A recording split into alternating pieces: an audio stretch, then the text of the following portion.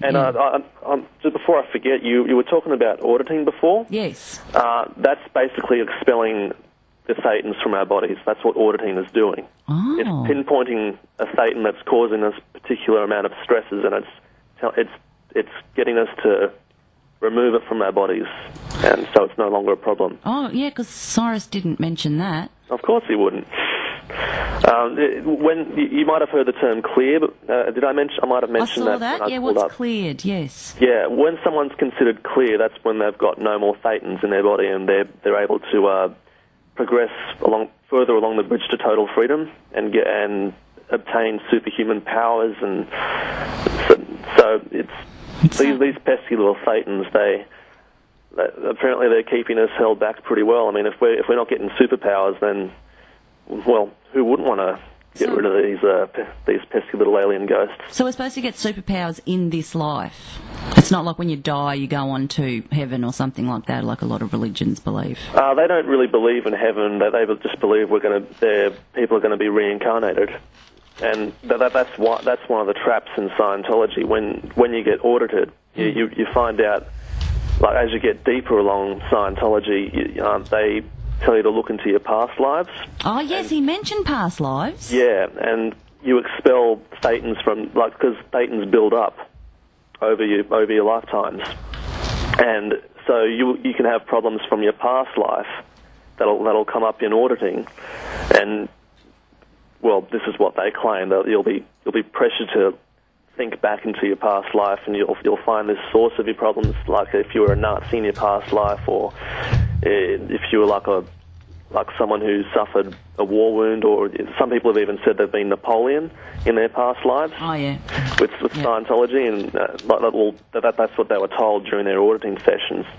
And so you've got to expel all these memories from lives you've never even lived. You know, it's complete delusion as far as I'm concerned. But again, you know, if they want to believe that, that's fine. But I wish Cyrus would just be more open about it. And I just wonder why religion costs so much in this case.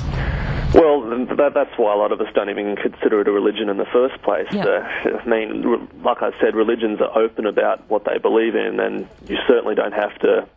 You don't have to pay money for the privilege of knowing the creation story. I mean, like, take the Bible for example. It's, yep. Well, you're likely to probably pay at most like $10 for the Bible itself, and that's it. Yeah. And all the information's there. All the information about about Christianity is there for you to read at your own leisure. Yeah. You're not pressured. You're not pressured to take courses. You're not told that you're going to come down with sickness if you read the Bible out of order. Right.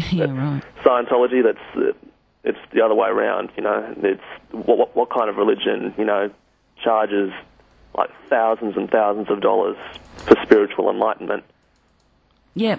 Now, we're going to have to wrap it up in a sec, but some things I've got here, I looked at the ex-Scientologist website, and it says Scientologist PR machine portrays the church as a humanitarian organisation which wants to save the world. Those who have been involved with the church have had many experiences that are counter to that PR, and it is important that the other side be told. Scientology heavily discourages its members from reading anything other than the standard church PR.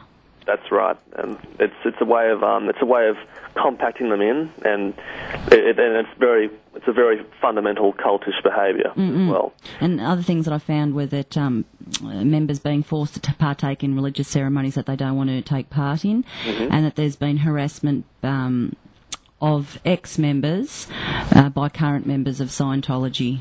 And I suppose that's where it comes into the SP, the suppressive persons, isn't it? Yes, that's correct. SP and the fair game.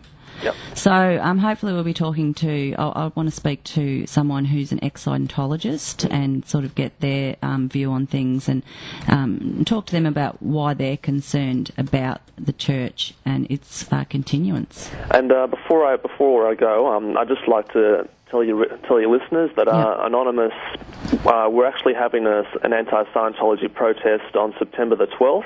That's in the Sydney CBD. And you can find info on our website, which is www.asyd.org. That's acid.org. We've got forums there. We're always happy to have new people come in and just give their input, and we'll be happy to accommodate you. Again, that's asyd.org. And that's on the 12th of September. That's the 12th of September, yeah. Anti-Scientology protest. Mm-hmm.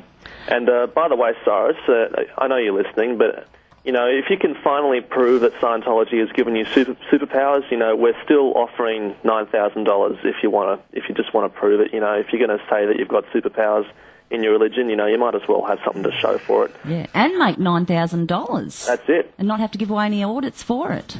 That's it. I mean, according to a Scientology spokesperson in New Zealand, $9,000 is about 45 auditing sessions. So wow, that's a lot of money. That's a lot of money. We know you guys need it.